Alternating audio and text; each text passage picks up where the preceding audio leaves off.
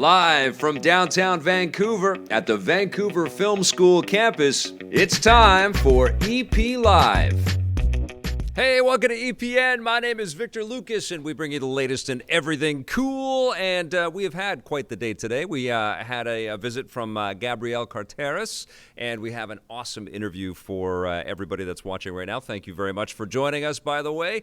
We shoot the show live Monday, Wednesday, and Friday here at the Vancouver Film School. That's at 390 West Hastings. If you're in the Vancouver area, you ever want to come down and watch a live show. It was a bit confusing today because we had to schedule the interview for earlier in the day, so we didn't go live. I was tweeting about it and telling people on Facebook and stuff, but we did have an audience in here, and it was quite fun for everybody that was here to have Gabrielle on stage, and she's got some great stories, and we'll get to those in just a little bit. We've got a rundown to get to. We're going to be playing some Stadia in a bit as well, and we've got some fun reviews on the run too. But let's get started with your rundown, and it's going out to our buddy Blade Blur, who said, rule of thumb, when Victor Lucas doesn't like something, it must be pretty darn bad. There's lots of things I don't like, guys. I've given lots of things bad scores. But yeah, the latest season of Jack Ryan, it is terrible. Let's get started with your rundown. Gamers who hate microtransactions might feel a little punked by Cyberpunk 2077. Developer CD Projekt Red has revealed that they're thinking about introducing microtransactions in the game's multiplayer component. In the latest call with investors, the studio says that it's still too early for them to make a decision one way or the other, but if they do decide to do microtransactions, they hope to make sure they offer a lot of value for players. The mere possibility of microtransactions has already angered fans, so the developers will have to tread lightly if they use them in the final game. Cyberpunk 2077 lands in April 2020 for current-gen systems and will likely come to next-gen consoles like the PlayStation 5 at a later date. You know, they've been pretty front and center with their admonishment and their disregard for microtransactions, and they've really kind of played this looking down their nose kind of angle on other publishers and developers that have chosen to go this route. So I don't think you can play both sides of this. You have to kind of think of your consumer first. We're living in an age and in an era where it's become a major feature set to say no microtransactions. You get the full game for the price. And I think if they are fair with how they're going to tell people the multiplayer is going to, sort of be paid for through the microtransactions, and they're going to deliver way more than people expect, maybe they can turn this ship around, but right now it doesn't look good. I feel like CD Projekt Red should probably back off from that statement, even though it's probably incredibly expensive for them to just sort of shoehorn in a whole multiplayer component in there. Can't wait for this game, though, huh? We're getting closer and closer. We're at the end of the year, guys. We're almost through all of the big releases for 2019. It's time to start thinking about the Rocket and Reagan Awards, but it's also time to start thinking about what's coming up in 2020 that is going to get us super, super hot for games, and that's one of them. Now, we're probably never going to get a Grand Theft Auto movie, and the reason why might surprise you. Rockstar Games and their parent company, Take-Two Interactive, have no plans to allow the franchise to be adapted by Hollywood, despite the fact that it's easily one of the biggest properties in the world. Speaking with The Wrap, Take-Two Interactive CEO Strauss Zelnick says that the problem is that they are a company that don't really know how to make movies. So in order to make it happen, they'd have to hand over control to a Hollywood studio, which is something they aren't willing to do. They're understandably very protective of the GTA brand, so it doesn't sound like a movie adaptation will ever happen. In the meantime, Rockstar is rumored to be hard at work on Grand Theft Auto 6, but no word on that and when it might be unveiled. I think it would be very tricky for these guys to just make a Grand Theft Auto picture. There's so many stories and so many characters. Where do you set it? How do you build it? And, unless they started with Grand Theft Auto 3, which I think is probably the most cinematic of those in terms of like a straightforward story to tell, I think Grand Theft Auto 3 would probably be the one. But there's fans for every sort of make and model, no pun intended, of Grand Theft Auto. So that'd be a hard task to go forward with anyway. And besides, the Grand Theft Auto franchise is so much an echo of, pop culture and many, many movies that we've seen over the years. It's really directly influenced by a lot of things and then, reconfigured for the tastes of gamers out there. I think this is the right attitude and the right sort of direction for Take-Two and Rockstar to take with this.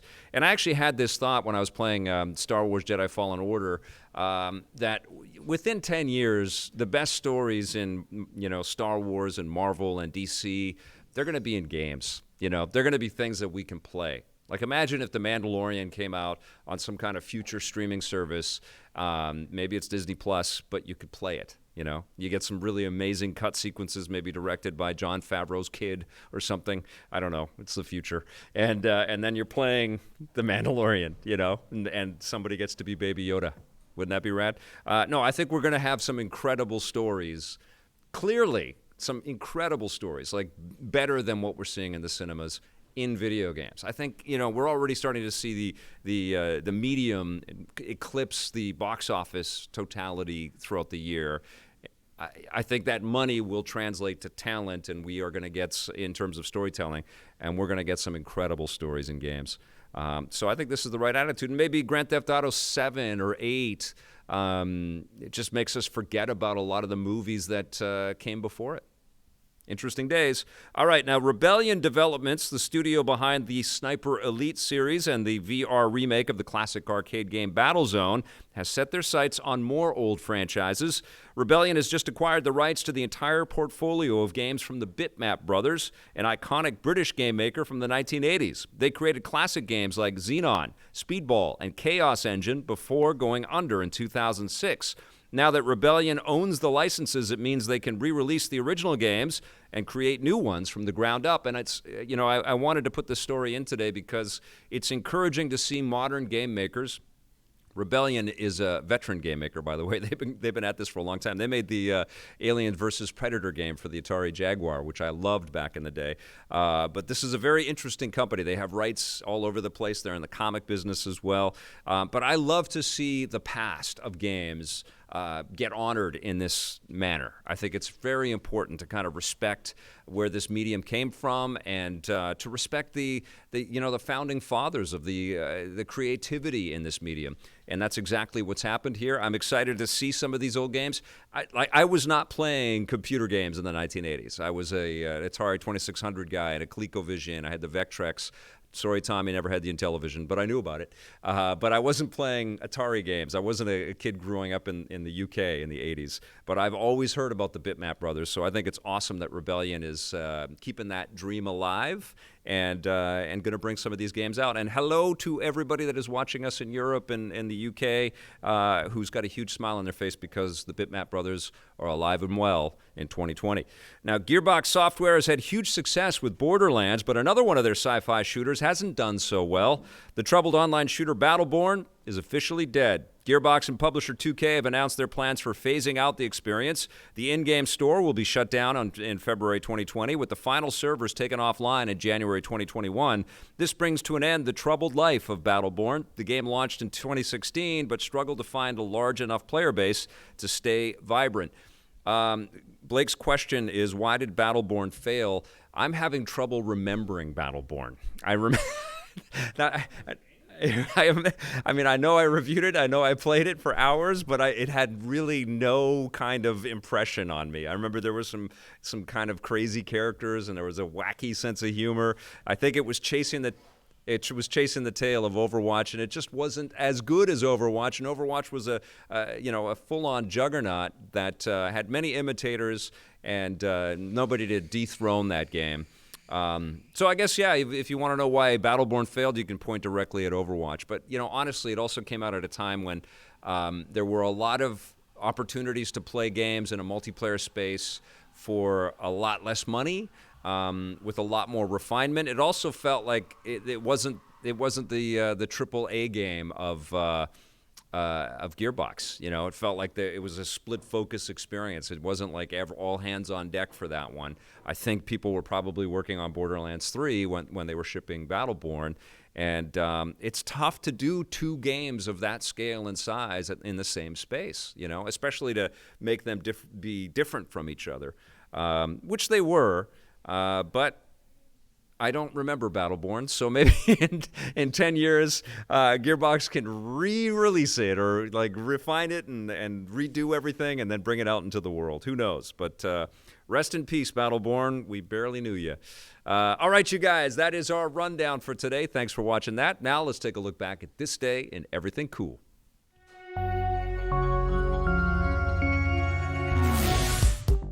Welcome to This Day in Everything Cool for November 25th. On this day in 1994, game maker Rare reinvented one of Nintendo's oldest and most beloved characters because Donkey Kong Country was released on the Super Nintendo worldwide. Rare had impressed Nintendo with their 1991 side-scroller Battletoads, which was released on their previous console, the NES, but had graphics and audio that made it look more like an SNES game. Nintendo wanted to see what Rare could do with the new hardware of the SNES, so they invested in Rare and helped them develop new rendering software that could create limited 3D character sprites and environments on the system. Rare used the new software to start making a side-scroller starring Donkey Kong, who up to that point had been portrayed as a villain, and gave him a new, more friendly appearance, as well as his own supporting characters like his sidekick Diddy Kong. As for the game itself, Rare had initially begun making it just as challenging as the notoriously difficult Battletoads, but at Nintendo's insistence, they retooled it to make it less challenging and more accessible. This helped give the game more mainstream appeal, and when it was released, it became one of the biggest titles for the Super Nintendo, selling more than 500,000 copies in its first month. Rare followed it up with 2 direct sequels on the SNES and used the same 3D rendering software to create another SNES title, the fighting game Killer Instinct. A few years later, they began releasing their first true 3D games on Nintendo's next system,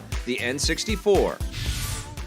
Yay, Donkey Kong Country! What an awesome series. This was the first Donkey Kong Country?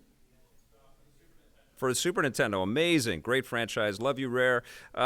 Listen, it's great to see you, Blair Farrell and Dr. Gamelove and Sam I Am 111, Marco A. and Taz. Remember to sign up on our Discord server there if somebody wants to pop in the coordinates into the chat. That would be wonderful. We've got Rightus Boss who says Echo.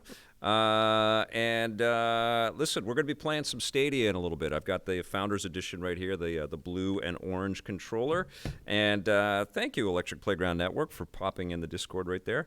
I met one of the cast members, one of the stars of Beverly Hills 90210 today. That's not something I really ever thought that I would be talking about on Electric Playground, but I did. And what was so exciting about that is that she actually runs a union for the actors, and we got to talk all about that kind of stuff. Let's take a look. My guest today is Gabrielle Carteris. You may recognize this lady from a couple of shows along the way, maybe one of them about a zip code. Maybe. But the reason that I really wanted to talk to Gabrielle today is that she is also the president of SAG-AFTRA. This is the big actors union. With 100,000 different actors as a part of it? Actually, 160,000. 160,000? Some of them are our Canadian brothers and sisters. I bet they are, yeah. That's right. That's amazing. Did you see yourself when you started out as an actor that one day you'd be running the union for actors? I don't know if I'm running the union, but I never even knew that members were served in the union. I always say that I always thought the union was this building where their lawyers sat, did our contracts, and then I just worked under the contract. And it was the time when I had gotten injured and I wasn't able to work, and I had been asked to come into the union, that I was like, oh, members do this? And no, but I never, if you had said that to me, 30 years ago, 40 years ago, Gabrielle, I was like, no. That's not going to happen, but it's an honor. It's been a real honor to serve. That's awesome. With someone that has had such a successful career as yourself, and so many twists and turns and lots of great adventures, I would imagine, over the years, maybe you can let everybody know that wants to be an actor how they become super successful as an actor. How do you do it? What's the secret? First of all, if you want to go and be successful in this business, if that's the way you enter it, I would suggest you not enter the business. Very good. I don't think that that's what this is about. Mm-hmm. But I think that what I do know is that it is possible to, now more than ever, to be able to do what you love. And it's just the access points are so open in ways they never had been before. We're not studio run only now. Mm-hmm. It's, gone are those days. There's a shift taking place, so people can self-create, and I think that This is, if you want to do this, I say go for it and really embrace it because it's exciting. But don't do it if you're doing it to be famous, then do something different. Is that something that you impart on people quite often? Because I do that too. Like, I started a long time ago when beta tape was the only way you could make shows. Oh, you're really aging yourself when you're saying beta tape. A lot of people know that have been watching our stuff for a while. But now you can pick up a phone and you can make a movie. Isn't that phenomenal? It's incredible, right? And you can post it on YouTube where people are watching this right now. Right. And is that something that you tell young aspiring actors, is just go off and write something? And shoot? I absolutely. First of all, I really believe that young people, there are storytellers. Yeah. And to be able to be story creators, yes, you have everything at your fingertips now in a way that's financially viable, and that people want to hear the stories. In fact, you can really be defining the industry. I believe that young people are going to be defining it because we're not just studio driven. Because you can go, if you want to go and tell your story, there are people out there who want to hear it, and it's important, I would say. This is the most incredibly creative time where there's more available to people than ever before, and I just say go for it. Do you find that your peers, some of the executives at some of the networks and movie studios, are they kind of looking at social video services like YouTube to find well, you see that, right? Yeah. You see people are being discovered in so many different ways. If that's what you're looking to do the stories you love to tell. Right. And I believe that, and there's a million outlets to do it. We have the internet, you have YouTube, you have all these different, you have low budget contracts through our union if you want to do it with student films. There's a million ways for you to get your stuff out there. And yes, they're always looking. Yeah. They're looking for that story that is a little bit different, that reflects something that maybe hasn't been heard. They're open to it, where it used to be much more generic, and it used to be cookie cutter. It's not cookie cutter anymore. Well, they make their career on their discoveries.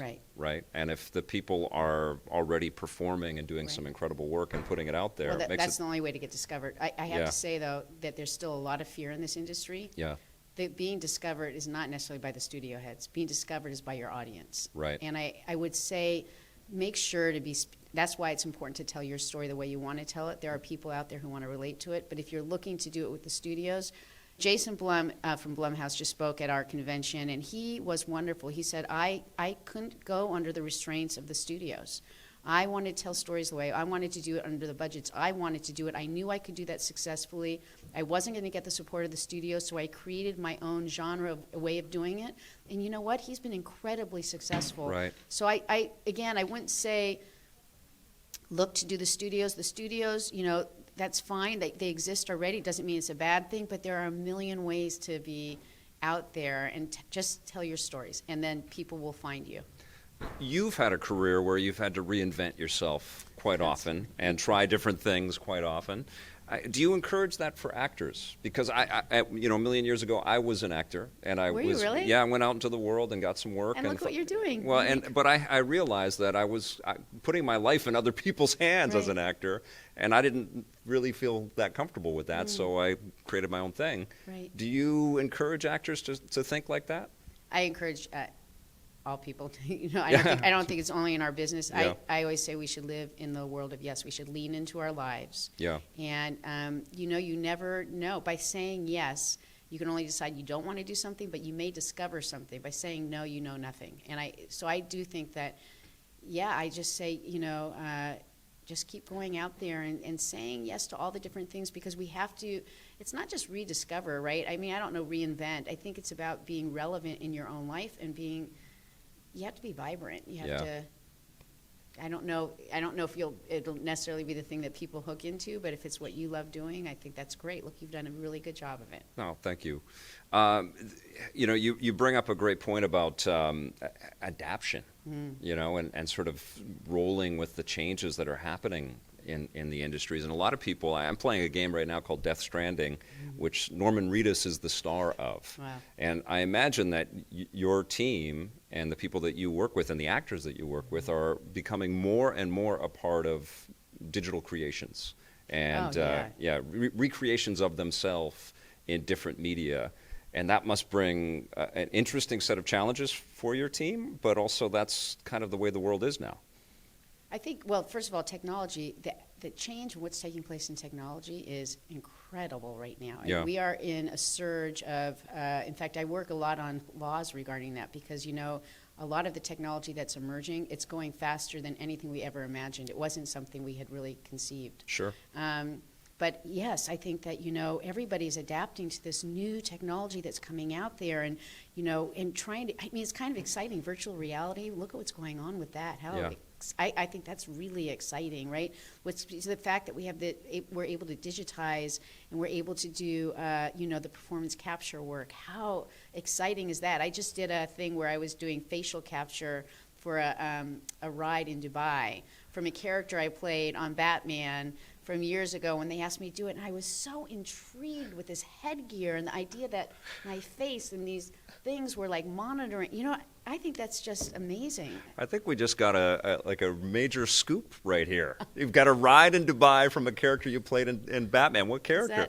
Oh, God, I can't remember the name. Don't ask me any of my characters. Okay. I've done all of them. I can't remember any of them. I was just trying to think of... Was it Vicky Vale? It was. Unbelievable. Vicky Vale. That's awesome. Yeah. High five for Vicky Vale. It was on, and when they asked me to do it, I was like, and they thought, Gabrielle, we'll have you do the voice. You don't have to do the headgear. And I said, no, I want to do that. Yeah.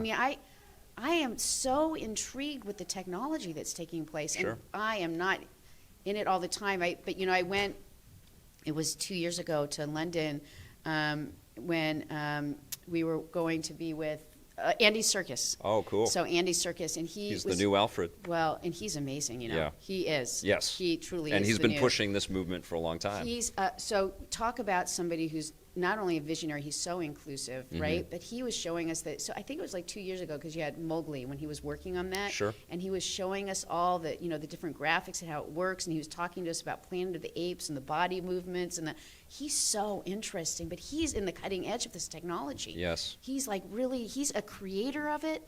Talk about somebody who's not just like he's not just a feeder to it. Yeah. He's a feeder into it. Yes. You know what I mean? He's really so. Yes, I'm learning so much and seeing this technology, and that's what's really, I have to say, the Vancouver Film School. I'm really impressed with the technology they're teaching the students. This place is ridiculous, isn't it? Oh my God! I know, they have all the toys, and I hope the students here know that they do because it's insane. I said I want to take a class here. I find it really riveting. It's really the work is exciting, and it's.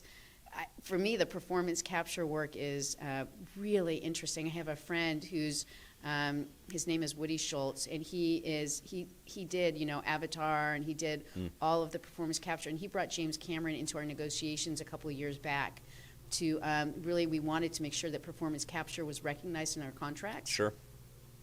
And James Cameron spoke about it. The studios did not want to do it, and they still haven't done it. We just did a deal with Netflix where we did get coverage for them, so I'm looking forward to that in our next TV theatrical. What does that mean? They get a better deal? That means that they'll have a health and pension included. They'll be recognized in the contract. It's very important, right? So that it's not that they're just just because a person doesn't speak doesn't mean that they're not primary to the role, right? And to the project and the storytelling. Well, this is something that Andy Serkis has been championing for a long time, so he's working with us on this. Yeah, it's really important. That's phenomenal. Obviously there's kind of rogue technology out there with deepfake. Very, Does that send a shiver down your spines? Well, we've been doing a lot of work on legislation on that. I bet. Yeah. Doesn't it? How do you feel about it? Well, it's creepy, but it feels. It's impressive. It feels like, wow. Like one of the examples is the Princess Leia scene from Rogue One, right? Which was better using deepfake than the artists were able to achieve using old technology. Well, the thing about that, what was so important was that they actually got the permission of the estate, and that's by law is not necessary. Yeah. And so it's important. We're looking to pass laws to make sure that's mandated, because what's happening on the other side of that is they're using people's images and doing, let's say, sexual, porn. Thank you. I'm Can't glad say it. You don't know the word. Can't do the word. Yeah. But pornography and we don't talk about porn on EP that often. But they're doing porn. Not only that, if you look at it was like 10 years ago when Peels went and did a whole thing showing Obama. Yeah. And him saying things that weren't him. That technology wasn't advanced, and that technology it's incredibly dangerous. Yes. It is very dangerous. And so when people talk about, and I was just at one of the shows where they were electronic shows, and they were saying freedom of speech, we should not be prohibited from doing it. I said, our laws. Was that Mark Zuckerberg? No. Our laws, though, were not created with the knowledge that this kind of technology would exist. Our laws do not go and reflect that. Yeah. Technology is here to serve us. It's not to control us. Yeah. And it is very important for us to have some structure around that so that people actually can have some ownership of who they are and what they do. We fight this all the time, and these deep fakes are actually a threat. I really believe they are a threat to our governments and to beyond just our industry, and I think that people should pay attention. 100%. Yeah, I mean, I think China just has an AI virtual newscaster right now. How scary is that? It's crazy. Right? And what they make him say, that's not coming then out of any kind of, human aspect. It's being all digitized, told through that AI's mouth. Terrible. Yes. So do you hear from actors and celebrities and people that have become very successful, and they're like, what the hell? Al Pacino is in some scene all of a sudden? Well, if that happens, we take care of that. We have laws, and we have rules, and we're able to go and follow it up. We're trying to do the laws for that. But yes, we are hearing from them, and people are devastated. It's not just the celebrities who have influence. Yeah. There's a young girl who we actually had speak on a panel who was didn't want to do a sex scene. There was nothing in it for her to do that. Then they went and did some AI stuff on her, and it's stuff that she still lives with. She said, this is not, my children see this, it's not what I wanted, I didn't approve this. Yeah. It's not okay. Yeah.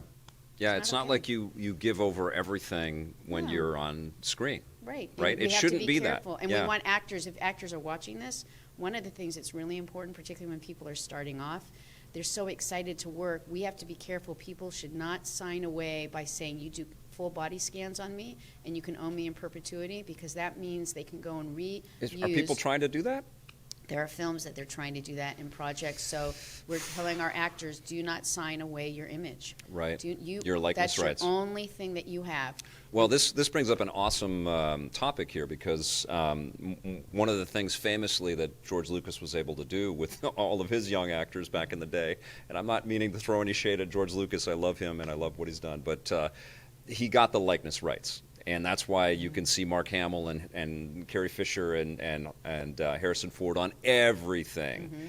And so will that include, or will SAG and AFTRA sort of step in and say, no, you can't just use Mark Hamill forever in your Star Wars merchandise, Disney? Well, first of all, SAG-AFTRA, but yes, no, I'll tell you, that was 90210. Yeah. Aaron Spelling, he had our image, and we literally, what happened was, there is a payment that comes with that. You don't just sign it away for free. There's a usage thing. So people they just have to be aware of that. But we knew that actually there was stuff being sold with our images and we were not being compensated. Sure, yeah. And we sued Aaron.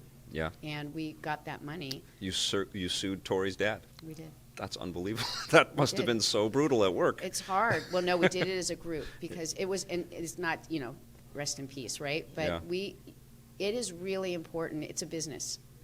We're not here just to do favors, right? Yeah. If you're making money, everybody should make money. It's not something that should be siloed off just to the producer. Sure. And so I think that if you're going to make money off of an individual, if in success, we should all rise. Right. I think that's fair. Yes. There is de-aging digital makeup. Yeah, can I use that right now? Me too. It's a big deal in feature films. I'm wondering if you're hearing from actors, are they enjoying this? Are they appreciating it? Is it a part of our natural progression as a... I have not heard from people about it, so I think that they would be probably enjoying that. I think it's kind of scary. Even now without that, if somebody sees me, I know when they say you look better off screen than on screen or vice versa, I have this moment of like that. So I don't know. I think that, everybody wants to look their best, but you have to be careful because down the road when you go out, somebody might say, you don't look as good as you did in that. Isn't it crazy? I don't have anywhere near and people recognizing me like you would, but it is weird when they recognize you and you've got a hat on and sunglasses, Right. and in my case, I've got a beard, and like, how And do I you have know my it's beard. me? Oh, you grow your beard. That's impressive. Digitally or not? Both.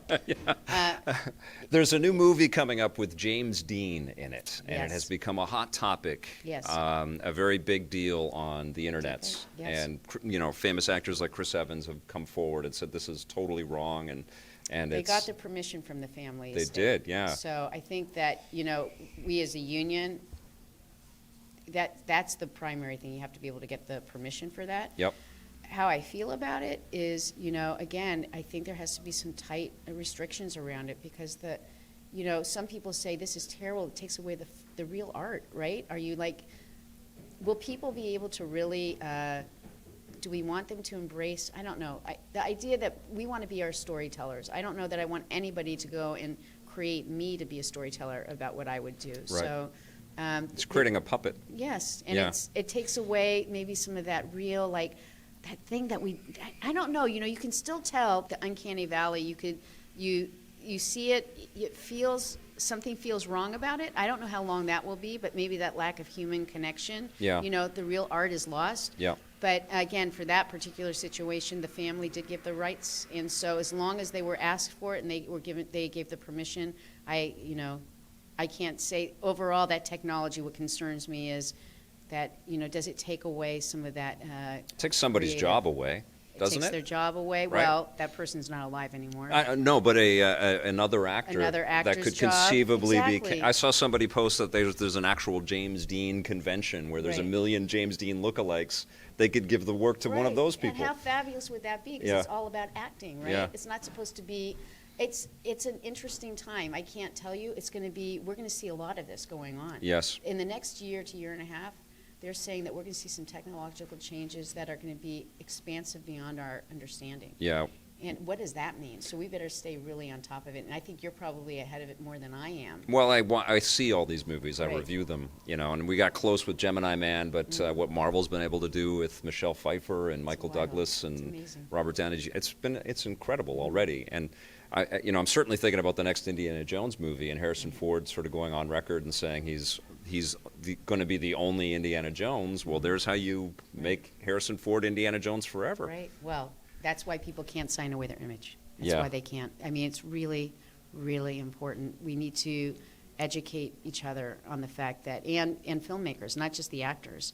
We need to somewhere instill that kind of, keep it real. Yeah. Keep it real. All right, let's go back to talking a little bit about the difference between the on-screen work that you were doing and then finding your voice, literally, as a voice actor, and how that was for you. Had you done any radio or anything like that, Yes. before TV? Or Well, I actually first started working doing voiceover. Oh, you did? So I That was did your in New first York. work? I did. I love voiceover. Is actually my most favorite part of the industry. It is the place where you can't fudge it. Yeah. It either works or it doesn't. Yeah. And it's the greatest storytelling place there is because it's so real, right? And so I love doing voice work. And I did commercials, radio, cartoons. I did, video games. I did a ride in Dubai. But I love it. I've done characters, little toys also. Oh, I mean, cool. so I love doing all of that. I think it's really. That's Really awesome. fun. Have you played any of the games that you've been in? Do you ever check those out? No? Well, you know what? This is really interesting. One of the things is a lot of them are NDAs, right? So Yeah. when I was doing them, I didn't even know the name of the games. Right. And then afterwards, because I don't play the games, I didn't follow up. Some of them, I heard all the games I've done. I was like, oh my God, I don't know them. But I have done a lot of games. Yeah. That's awesome. Well, the thing that excites me the most is your Batman work, because you did Vicky Oh, Vale for Brave and the Bold, right? And you were in Batman Beyond as well. Did She's you work with wonderful. Andrea Romano? Yeah, she's great. Yeah. Yeah. She's great. I have to tell you, that's a really interesting, in that part of the field, voiceover, there are a lot of women directors. Yeah. That's just really wonderful. So she's really smart. She gets right to it. She's good ear. Awesome. What was it like to go back to Andrea Zuckerman? Well, first of all, it was the making of, right? For me, it was great. I loved going back to do the show with everybody. All these years later, I was the oldest person on the show. So now coming back, now I was a mom on the show. In real life, I had, had my first child.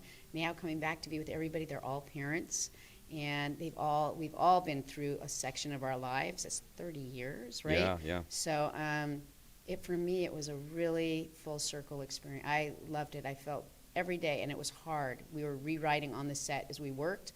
We were working from morning till night. It's like, it's daunting to think of the responsibility of the show. Yeah. But it was. Were you all producers as well? We were all Yeah. together, yeah. Because it was you guys, right? Well, it was you putting yourselves out there. And it was a favored nations thing for us. That means that everybody gets the same payment and treatment. And so it started with Jenny and Tori came up with the idea initially. Mm-hmm. They were going to be executive producers, so we all became executive producers. We were all paid the same. Very unlike it was 30 years ago. Sure. There was, they played us against each other a lot, and there was a lot of discrepancy in terms of how people were compensated. Mm-hmm. This time around, it was all for one and one for all, and that was really, I think, empowering and fulfilling, and it made it so that we were really moving forward and not looking back. It was great. Had you been in contact and in touch with everybody over those years? Some of them are really, so Jason and I have been friends for, years. I'm close to his family. Yep. He's close to mine. Ian, who I hadn't seen Brian since the show ended. Okay. And that was really, to see him as a man. I Yeah. mean, he's a man. I mean, if you guys have seen him, he was a boy when he was on the show. Sure. So that was really wonderful to be with him. He's a wonderful father. To be with Tori and Jenny, I've seen them throughout Jenny and my kids went to school together. Mine are a little bit older than hers, but they're lovely, lovely family.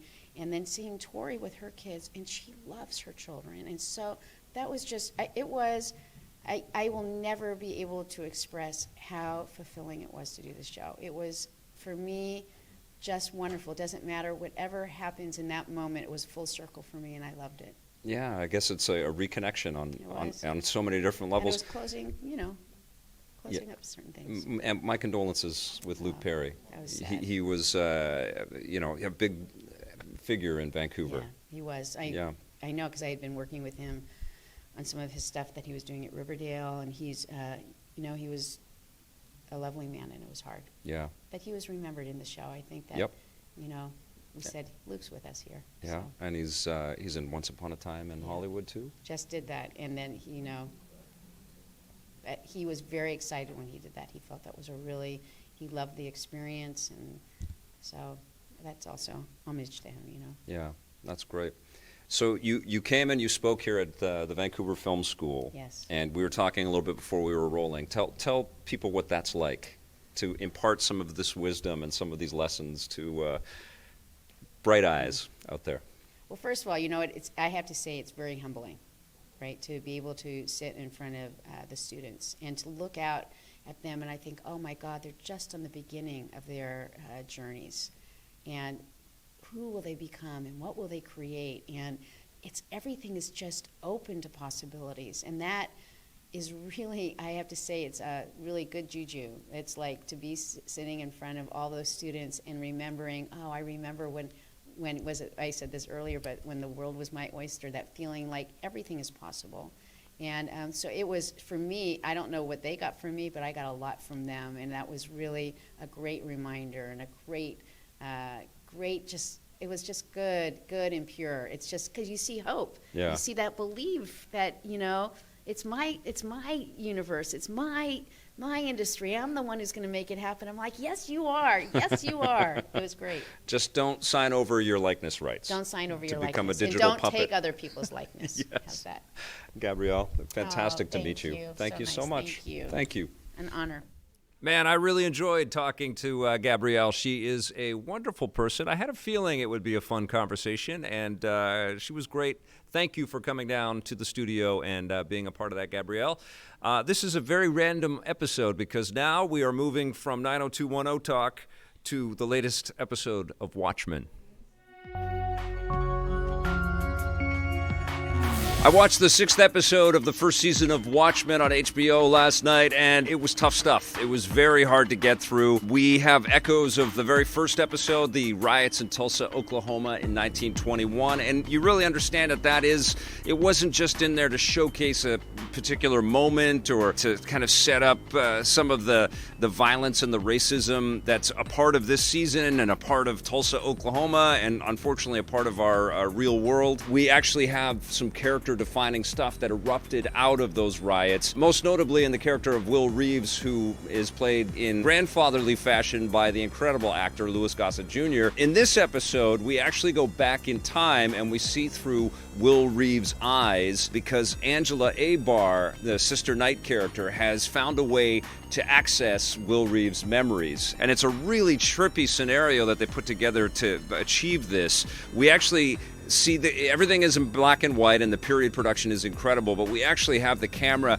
moving around a younger version of the Will Reeves character, and then it becomes Regina King and the Angela Abar character, and we see some horrific stuff like a lynching and just rampant racism, and we see that there is this evil sort of group that is trying to do some unbelievably awful racist carnage in this episode. What happens is that Will Reeves decides to fight back and becomes a new interpretation of the Hooded Justice character, which was kind of teased, and we got a bit of a backstory in the original Alan Moore Watchmen comic book as part of the Minutemen, a sort of precursor to the Watchmen characters that all came to be in that terrific comic series. By doing this, Damon Lindelof and the rest of the creators of the show have really sort of festooned themselves to the fiction and the work that Alan Moore and Dave Gibbons did back in the day. And what they have done is, in quite the same way as what happened with the Superman character that Jerry Siegel and Joe Shuster created, Superman was reinterpreted and his myth was embellished and re-examined and redefined over many, many decades. And that's exactly what's happening here with Watchmen and this show. This episode, I think, really starts to paint a really crystal clear vision of what the story is in this first season and this re-examination of the Watchmen myth. And what's funny is that Will Reeves even walks past a guy that's reading the original Action Comics #1 first appearance of Superman in black and white in 1938. It's just really a cool little sequence, and he sees himself in the role of Kal-El, and you see some similarities there in their origin stories. And the Hooded Justice character that Will Reeves becomes is unbelievably angry, and you understand why, and he takes out his anger on a bunch of racists in the episode. So there is a bit of like, yes, he's got to do some awful things, but you can kind of understand why, Like I said, this show doesn't pull any punches. You see people just completely brutalized in this episode, and it's hard to watch, but it's really, really well made. You also uncover a big mystery in this episode as well. There's a big reveal at the end of the show. It was phenomenal. I mean, it was hard to watch, but you couldn't take your eyes off it. Watchmen episode 6, it's getting a 9.5 out of 10. I think it's probably my favorite episode this season. All right, we're going to move on from something kind of weird and twisted with HBO's Watchmen series. And now we're going to talk about something else that's weird and twisted. This is Death Stranding. Now, I had some first thoughts on Friday, and I spent most of the weekend playing it. Thank you, family.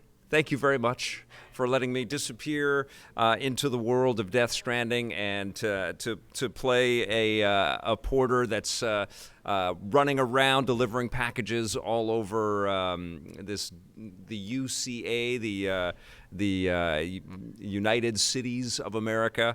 I started to fall in love with the game.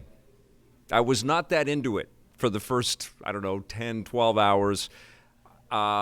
It's a punishing game. It's a game that really slaps you down and makes you grind it out, and I think it was a deliberate choice.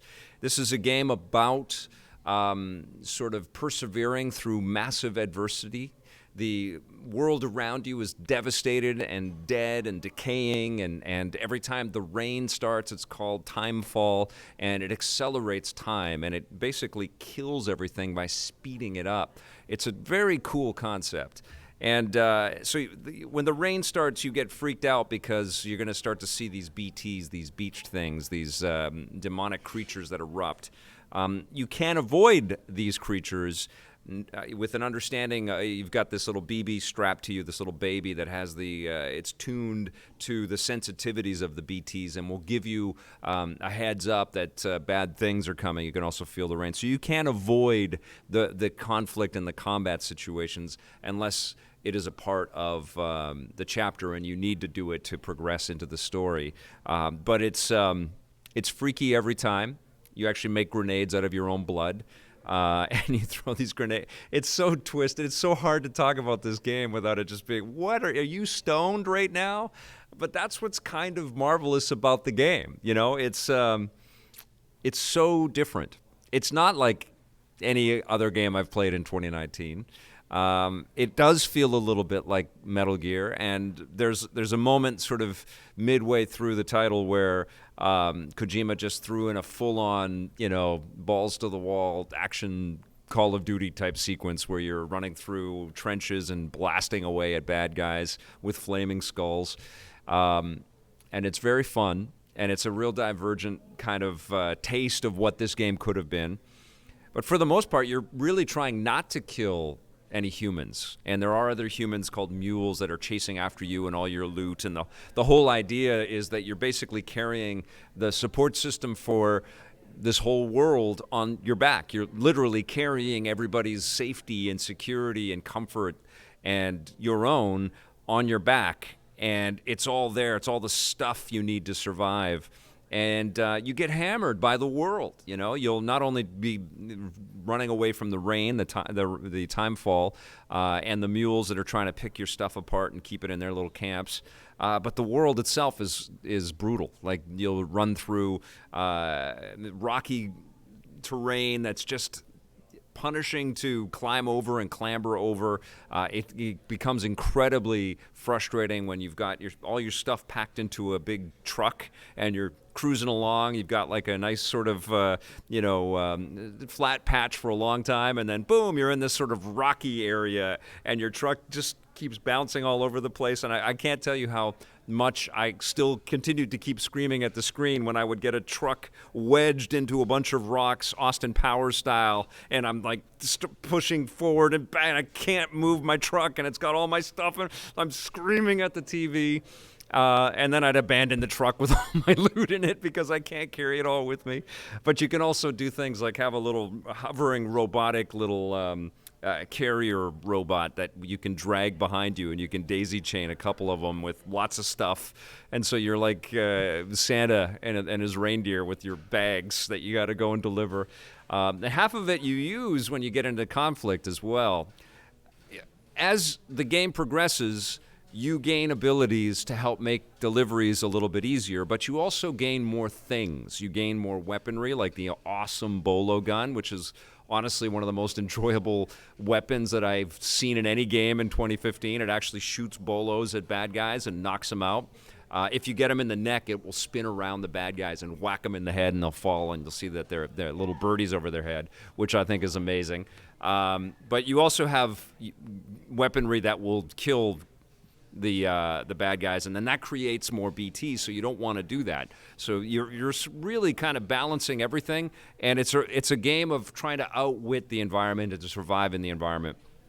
I think that I have changed my tune. I do believe that it is a game to be discussed in the Game of the Year conversation, but I also think that some of these frustrations artificially lengthen the experience.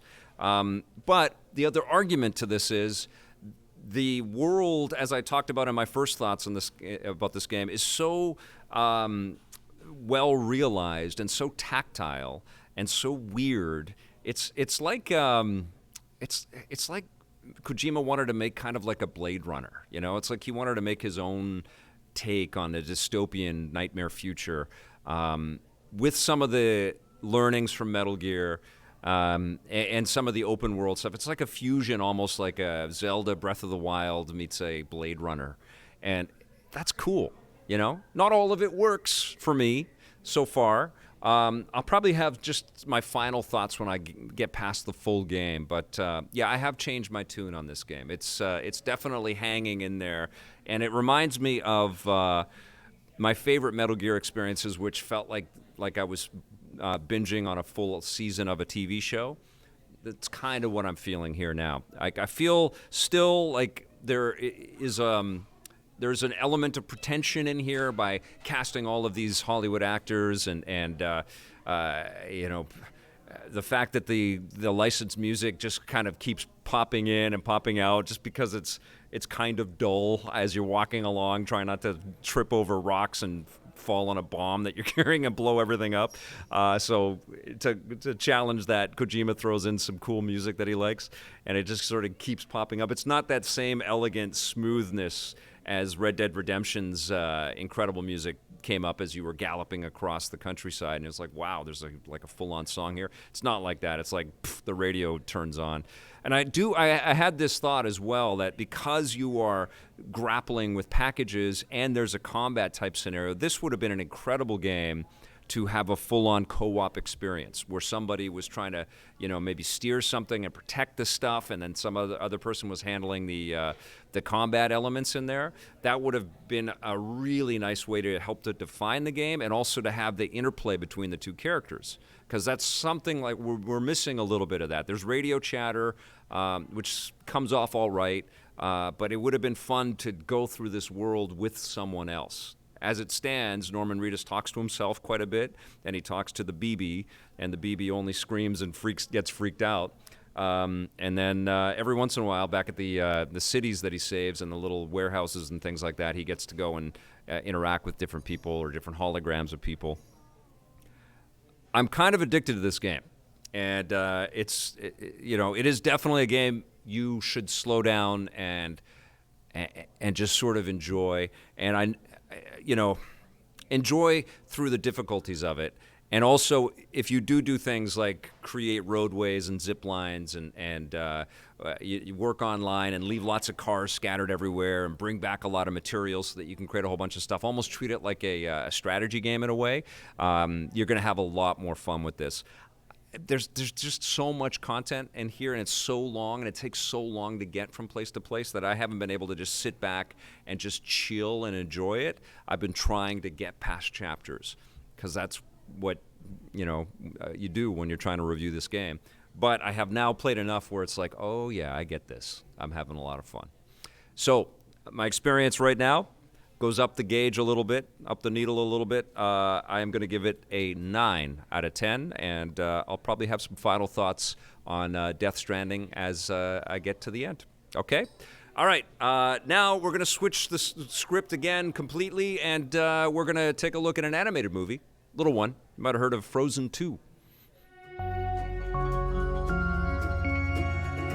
You know, I was a little disappointed that Disney didn't have an early screening here in Vancouver for Frozen 2, but then I realized that Anna and Elsa and Olaf and the rest of the cast of Frozen are such a huge part of my family that it was going to be great to see Frozen 2 with my wife and daughter and be completely lost in, what I presumed, rightly so, was going to be a brand new magical tale in this universe. Oh! We all kind of got it. This is a very different story than the first Frozen film. It is not as light and bubbly with, as memorably melodic music as the first film delivered. This is a movie that's a little darker, and it examines some heavy stuff about maturing and growing older and fading away and digging into your history and into your roots. There's a story and a message in here about not being frozen in time and to claim your destiny and to kind of fulfill your potential. There's also a moment in this movie where Olaf basically stops mid-song and looks at the camera and looks out at us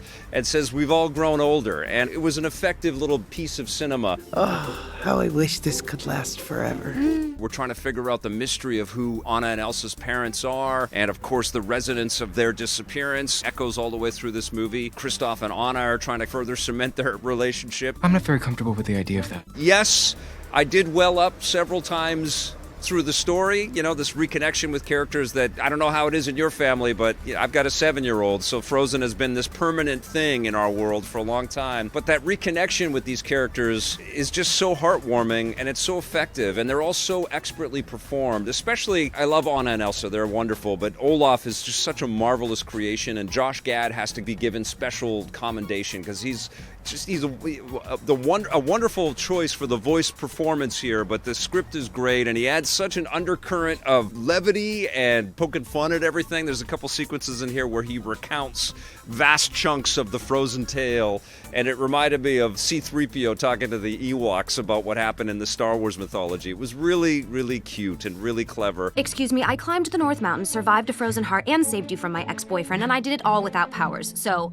you know, I'm coming. Me too. I'll drive. I'll bring the snacks!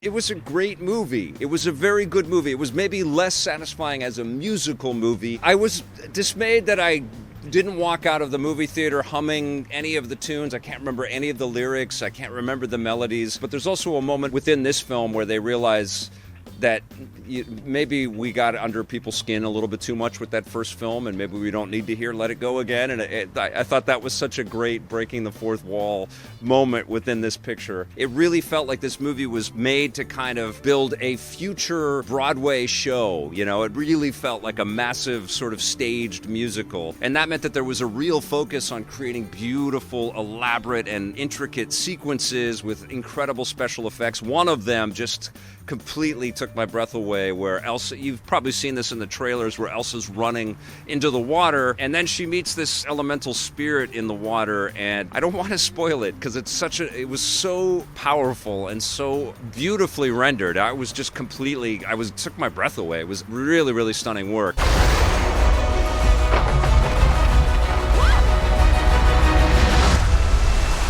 I feel like this is maybe a little bit like the Empire Strikes Back of a potential Frozen trilogy.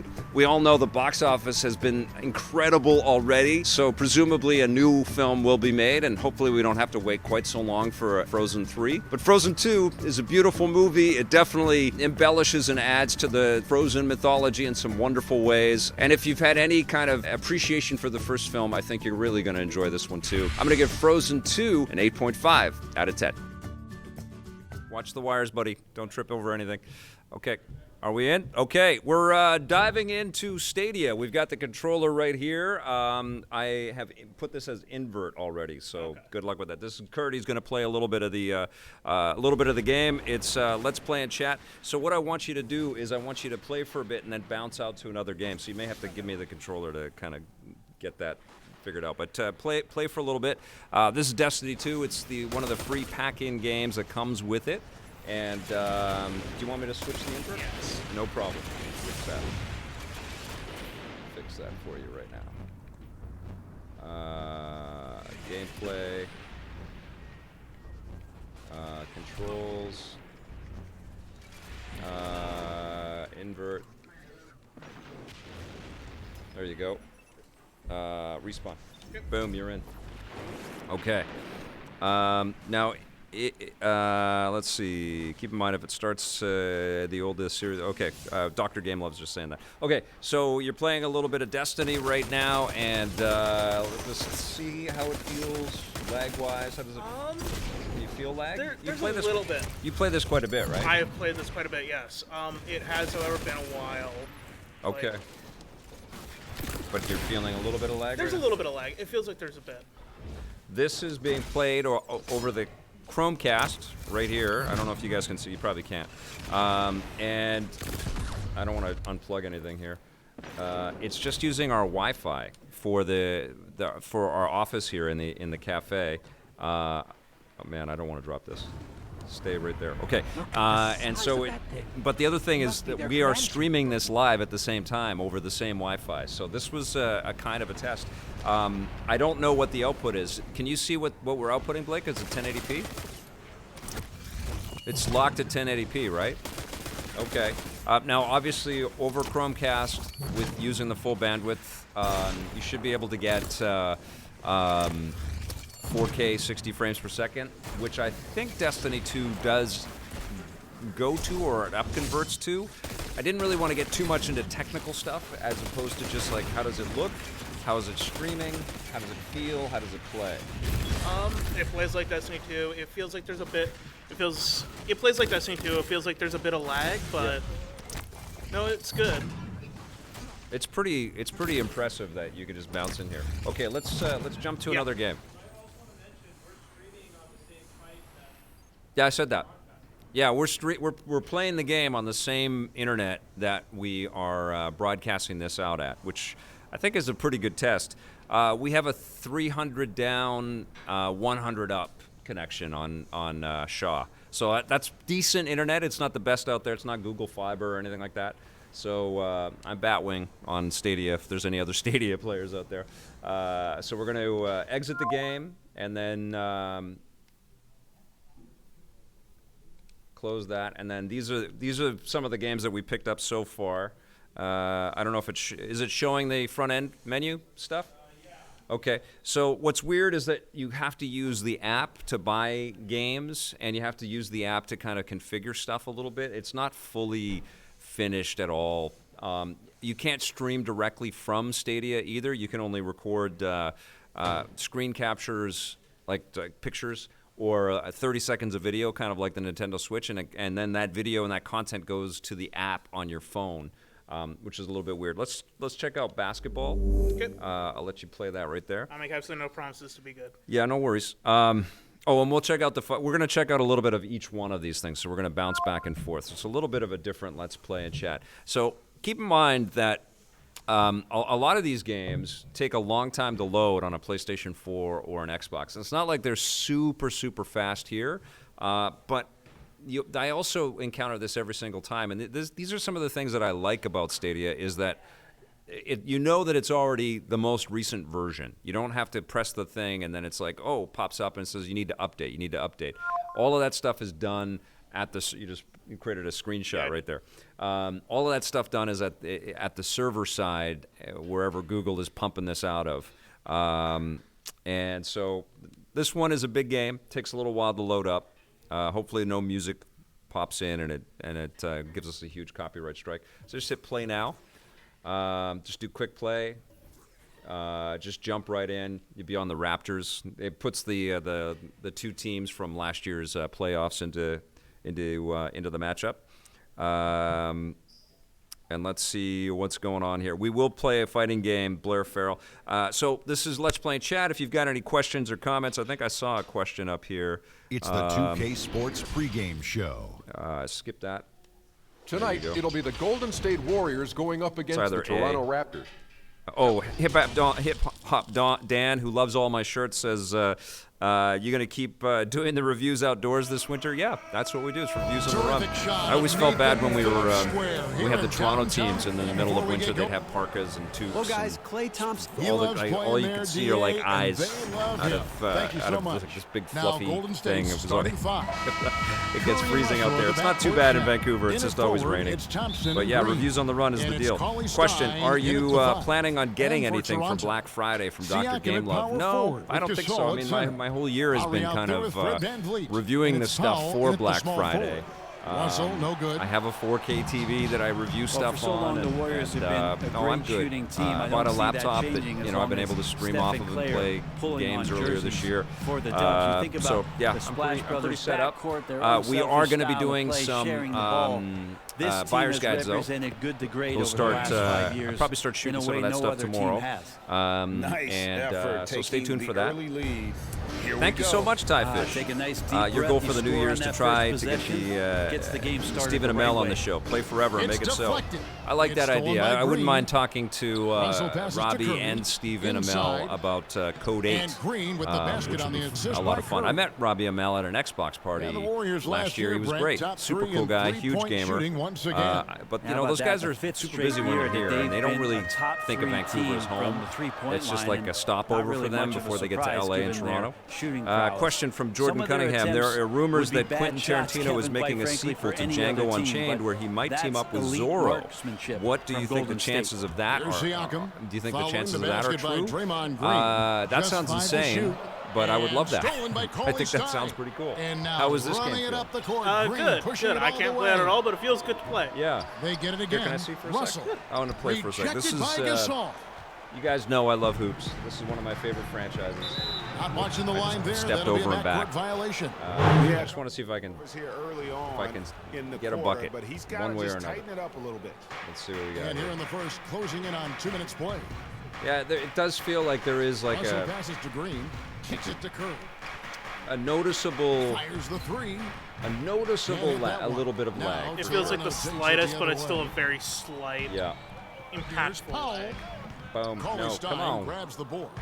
Well, that mid-range J usually pretty much on the money. Maybe the Oh, timing just a little bit off on that one. Not the All right. kind of Okay. aggressive defense they Nobody need wants to watch me cut into the basketball. lead. Yeah, you have to protect the rim. Okay, well, I Greg, a just got to little take one bit. more shot. Good One more job shot. to One more shot. recognize the opportunity. That's No, just not my big very center. Come solid on. offense. Here's Van Vliet. The Warriors making the shot. Powell kicks to There low. it is. That's no No. good. Couldn't get his first shot. I to like go. that the defense Now the makes you Warriors earn it. Moving it up. It's There's Curry Curry. outside. Oh, he missed it too. That shot, no good. And the Raptors Yeah, off this to is a totally slow start. playable. Nothing yet up on the scoreboard for them. Oh, come on, Van drop. Vliet All right, can't get okay. it to go. So Probably that's not the basketball, shot that was playable. drawn up for that You want to possession, play a but little you can't Samurai pass it Showdown? up. Yeah, sure. That's the other free game that came with Stadia. So close that. Bam. I like that. This is all streaming. You know, you're just bouncing from one thing to another. Okay. Apparently, there's an algorithm that tries to anticipate what you're about to do ahead of time to reduce lag, Dr. Gamelove. I mean, it definitely feels like it's still early days for this technology and for this whole idea. But there is a sense of inevitability about it as well. You know, it does feel like more and more. Like, I'll put it this way. If Amazon gets into this race and xCloud is out there, and presumably some others, like all of that competition is going to be very, very transformative for the business. Yeah, versus you play match there. And then, yeah, you're good. Okay. Let's see what we got there. Question, will the CNBC strike affect Wednesday and Friday's EPLs? I don't think so. I don't know. I don't think so. I am hosting a Vancouver Film School event on Thursday night, and I have to rehearse for it on Wednesday. And I haven't plotted what's in Wednesday and Friday shows yet, so stay tuned for that. We'll figure out what these episodes are, but we are also going to be doing some buyer's guides, so stay tuned for some of that stuff. Question. That was from. I heard from a friend that Tarantino said that he's never going to make any sequels and he's only making one more movie, and that's it. Did Tarantino ever say that? Jordan Cunningham, yes, he did say that. He said that he doesn't like to make sequels, and then he's going to make one more, and then he's going to quit. How is the controller? It feels like a PlayStation, Xbox controller. Yeah. I call it kind of like a fusion of the Pro controller and the Xbox controller. I like it. I like the look of it. Volume on the game is louder than me. Blake, you fixed it? Okay. Abby Jameson, I still feel like this is a little early for Stadia to be widely mainstream. I suppose they've got to start making some money back on the massive investment.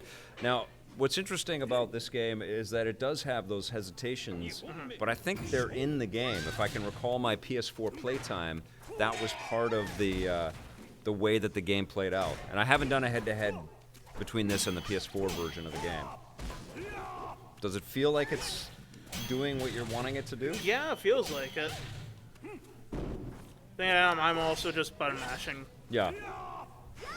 Like when you press the button, is the button is it reacting the way that you want it to? It is. Yeah. Okay. Yeah, I think where it hesitates, I think that's part of the mechanics in the game. I remember Johnny and I, when we reviewed it, we talked about that a little bit. Johnny could probably tell us right away if there is lag, and I have not played any of this stuff with Johnny yet. Let's see what we got here. Blair Farrell says, does this game seem like it's stuttering, or is it just my PC? I think that's built into the game. And I don't know why. I feel like it's like a momentary celebration of the strike. It feels like when it hits is when it sort of stutters like that, to show off the blood spray and stuff. Yeah. Right? It feels like that's a mechanic. It's on purpose, right? It is weird, though, because that's what everybody's looking for, is like, is it lagging on me? Josue, good to see you, buddy. I want his Star Trek movie. Did you notice the sign outside my house that said Dead Klingon Storage? That's awesome. Somebody's saying, Adrian Leon says, I doubt we're ready to have streaming video games now because of issues like the lag now that's mentioned. You know, I think we have to mention it, but I think that most people that just play games on a very casual level would not really pick it apart that much. I think people would just walk up, pick up a controller, and start playing. I think, right? The thing I will mention, though, about Stadia so far is that it's really weird that more of these games aren't included with the Founders Bundle. I feel like if Stadia had said, because initially it was supposed to be 12 or 14 or something, and then they changed it over a couple of days and it went up to 22.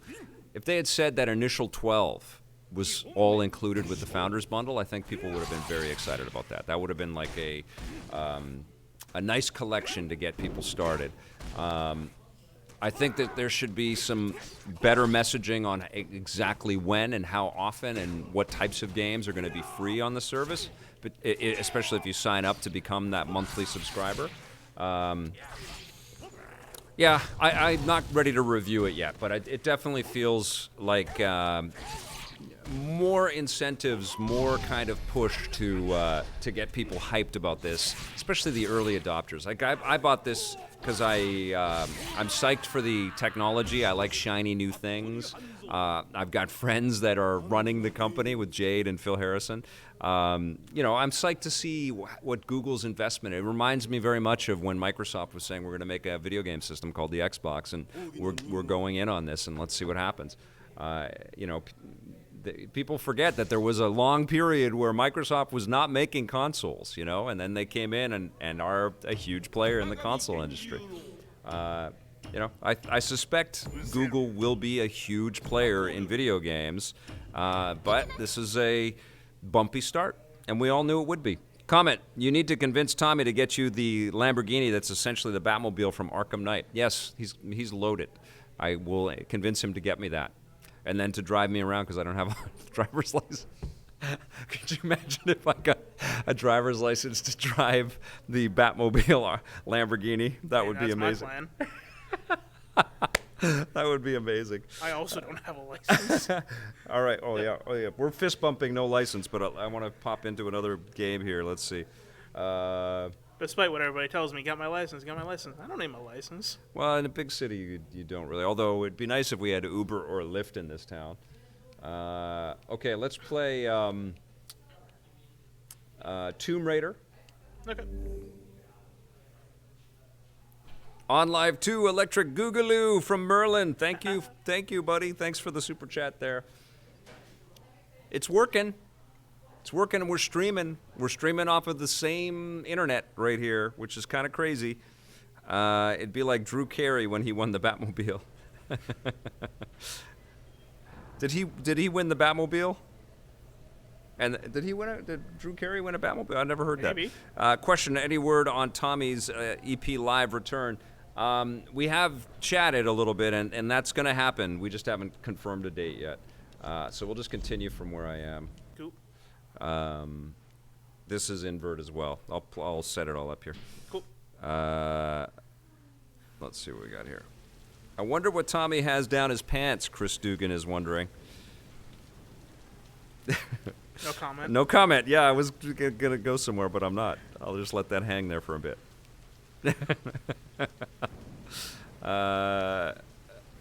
I hope he changes his mind about the after his 10th movie from Jordan Cunningham. I think he doesn't want to keep rocking forever, Quentin Tarantino. It'd be interesting if he's going to become a producer or something like that. Okay, so let's... I just took a screenshot. Okay, let's go to... Button mapping? Gameplay options. What is it? Oh. Gamepad. Okay. Off. There you go. Cute. See how it feels to move Lara Croft around there.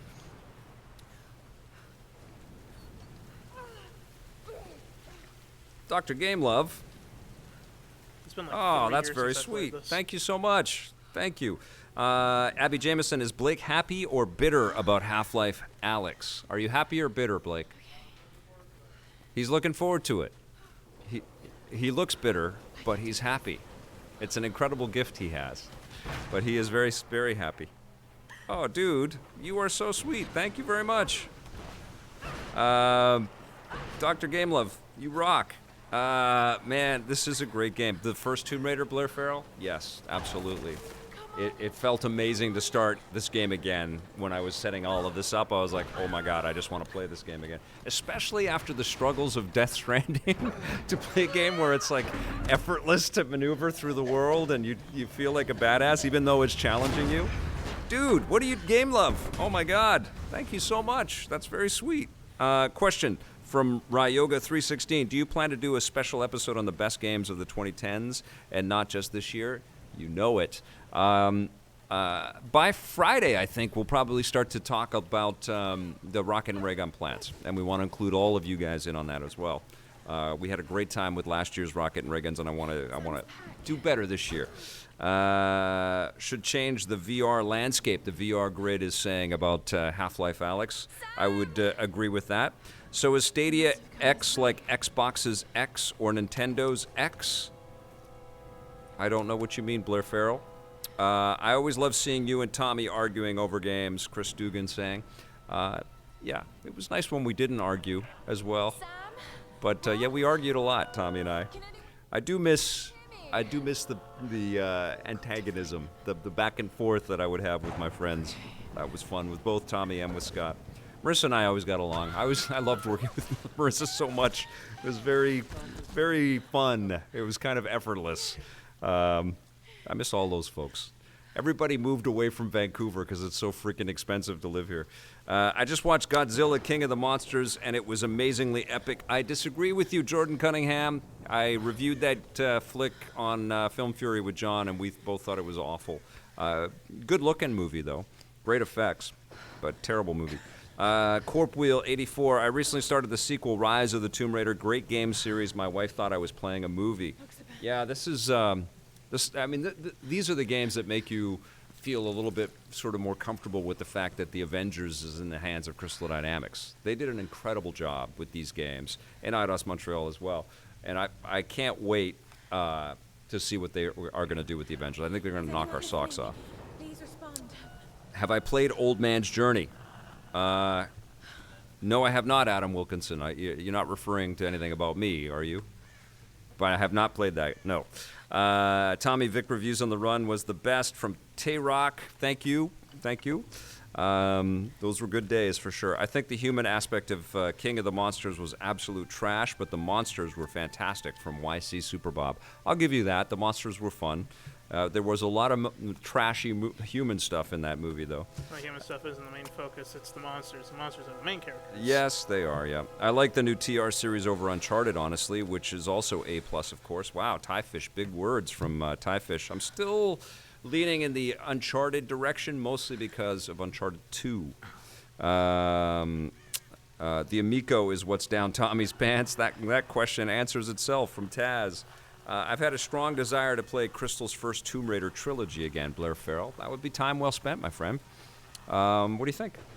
Does it feel okay? Yeah, it feels good. It feels like Destiny was the only one where the input lag was noticeable. Okay, because you play that a lot, yes. though. Yes. Yeah, I think that's the defining characteristic. Like, if you are constantly in a game, you pick that up right away. You know the difference. Yeah. But I think it's a pretty impressive introduction to this as a concept, right? Yeah. Yeah, I mean, I'll have more to say as I get deeper into these games, and I've got a few more codes coming in to check out some other ones. Why did the fights in the... Okay, oh no, the Godzilla discussion is happening here. At least nobody started talking about The Last Jedi. You guys are going to go see Knives Out, right? Yes. Yes? You're going to see it? Has it come out? Is it out? I don't know. But go see the movie. It's amazing. It's a fantastic movie. I was thinking about that today. Daniel Craig is outstanding in the movie. It's worth it just for his performance alone. He is so fun. Tommy brings up the Wii a lot, and that's what the Wii was to a lot of people. Some people had it as their main, but others had it as a backup. Charlie's Angels, I did not see. I have not seen Ford versus Ferrari. I want to see that as well. And there was one other one that's out there that I wanted to see. It's just been so busy, man. Like the Mandalorian and Disney Plus, and I came back to Pokemon and Death Stranding and Jedi Fallen Order and Need for Speed, and there's a bunch of other ones, and Stadia launching. It's been crazy. I'll probably have to catch up on some of those flicks on home video at some point. Question from Ty Fish. Hey, Vic, remember how you used to say every game needed multiplayer, and now you often say they don't? Just a fun observance. Yeah, certainly tastes change over time. Okay, we are going to wrap this up with one quick look at guilt and one last question here. So I just want to show you guys... exit this game. I want to show you guys the one exclusive that's on the launch Stadia platform. This should load up fairly quickly. We didn't get to Assassin's Creed, but that's okay. Assassin's kind of plays like Tomb Raider in terms of character manipulation and exploration and stuff. Okay. This is a kind of a low-impact, sort of kid-friendly Resident Evil type thing. So I'll just play it because it's already set up with invert. Controls. Yeah, exactly. Vic, Mandalorian episode 3 is the best so far in the first 3 episodes, Vic. You want to go? Jordan Cunningham. I really liked the episode, don't get me wrong, but I did have some issues with it, which you can see in my review. Had a lot of people comment and disagree with me, and that's cool, that's fine. But I had some things with it. Question from M2 Original and suggestion, hey Vic, are you looking for more 16-bit superhero games? If so, here's a couple more suggestions for you. Boogerman and Earthworm Jim 1 and 2. Those I might get to, but I've got a lot of other more traditional DC and Marvel type superhero games. Okay, so you play this little girl. She's looking for her cousin, Emily, who has gone missing. And what I just realized is that it feels like I'm playing a video game. I didn't even think as I turned this on and started playing that I was thinking that I was streaming this in. You can interact with different little objects and stuff. I don't know where I am though in the game. I don't know what my objective is right now. But the lighting is pretty good. Does that look okay in the stream? Yeah? It's very dark. Like if I turn the flashlight off, it's very dark in here. Oh yeah, I had to stop the gas, that's right. And then I was going to move this thing over. And then I can climb this and climb into the duct. And there are monsters looking for me. And my cousin is lost somewhere. Okay, and I can crawl like that. Let's go in here. You need to take a look at the SNES Batman Returns. It's a Christmas game, as is Superman on the Genesis from Sunsoft. I will. Blair, you are my go-to for that information. I have, what do I have? War of the Gems in my SNES. And in my Genesis, I have the Sega X-Men game. So those two are in the pipeline for 16-bit superhero titles. Okay, so I don't know what I just got there. I wasn't paying attention. Was that a new lamp, I think. Okay. Well, I have a beam. So the beam must blind the bad guys. So there you go. We see you. I want to show you guys some creepy crawlies. Oh, there's one. Okay, there you go. So these guys are weird. Oh, I can explode their heads. That's awesome. So I just started to play this game. I don't really know anything that's happening yet. So there's a look at Guilt and a look at Stadia, and it actually works pretty good. You know, it's streaming pretty well, and I'm impressed that the thing held up as we were actually streaming on the same internet. Thank you, Kurt. Yep. All right. No problem. And thank you to Gabrielle for being on the show today, and thank you all so much for watching. Great questions and great comments. We'll be back on Wednesday with a brand new EP Live. Stay tuned for what's going to be in the show. We're still figuring that out, but we had a lot of fun today. Thank you all for watching. Make sure you come back on Wednesday, and until then, play forever.